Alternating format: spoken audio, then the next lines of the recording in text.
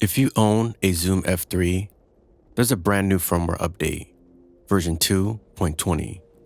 And while it isn't packed with dozens of new features, it adds one feature that many filmmakers and location sound recorders have been waiting for: native SMPTE timecode support using Zoom's new TCA1 timecode adapter.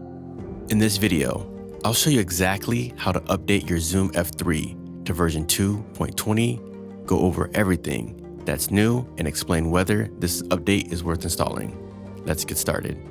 Before we install anything, let's talk about why this update matters. Firmware 2.20 adds SMPTE timecode input and output support, compatibility with new Zoom TCA1 timecode adapters, support for the Zoom Handy Control and Sync app, some menu changes to make timecode settings easier to find. If you're using your F3 for YouTube, filmmaking, interviews, documentaries, weddings, or professional productions, this update can make syncing audio dramatically faster. The headline feature is definitely timecode support. With the optional Zoom TCA1 adapter connected, the Zoom F3 can now receive and transmit SMPTE timecode. What does that mean? Instead of manually syncing audio and video in editing software, every recording contains matching timecode. When you import everything into your editor, your clips can line up automatically. If you've ever spent 20 or 30 minutes syncing interviews or multiple cameras, this feature can save a lot of time on every project.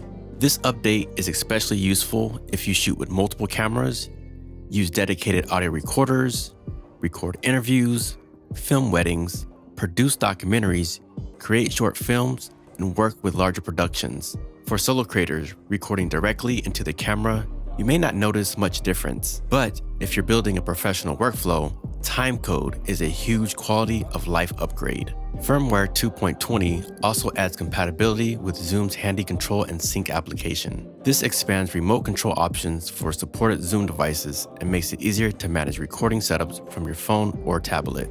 You'll also notice a few menu changes. Zoom reorganizes some settings. Bluetooth menu names have changed. Some system menu items have been renamed, and timecode settings have been moved into the Bluetooth menu.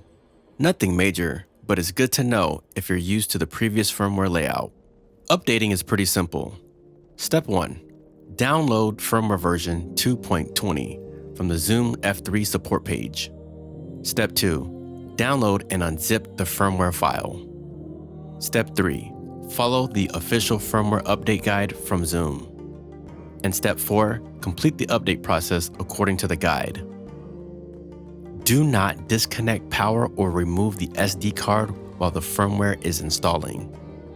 Interrupting a firmware update can potentially corrupt the installation.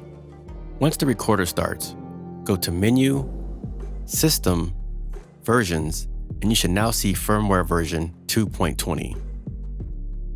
Even if you don't use timecode today, it's nice having your recorder ready for future productions. If you're already using products like the Zoom TCA1 or professional timecode workflows, this update is practically essential. That's everything that's new in Zoom F3 firmware version 2.20. If this video helped you out, hit that like button and be sure to subscribe.